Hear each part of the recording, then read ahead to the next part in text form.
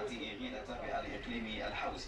وأضاف المصدر ذاته أن مركز الهزة الأرضية التي وقعت على عمق حوالي 8 كيلومترات يقع عند خط عرض 30961 درجة شمالا وخط طول 8413 درجة غربا.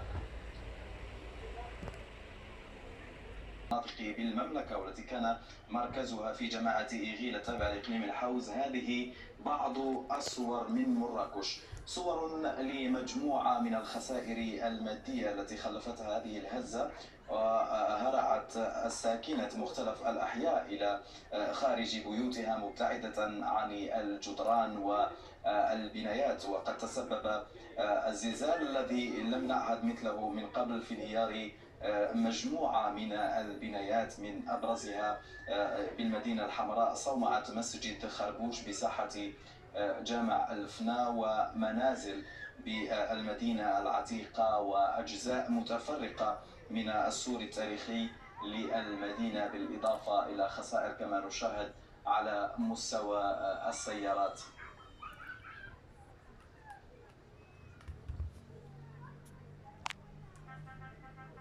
إذا كاميرا الأولى تجوب شوارع المدينة الحمراء وترصد لنا الخسائر المادية التي خلفتها هذه الهزة الأرضية، وتنقل لنا كل كبيرة وصغيرة حول هذا الموضوع.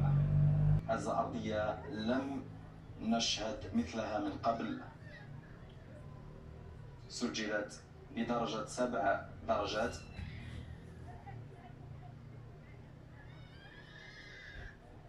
إذا الكاميرا الأولى سترصد لكم مشاهدينا الأفاضل كل كبيرة وصغيرة حول هذا الموضوع. نواصل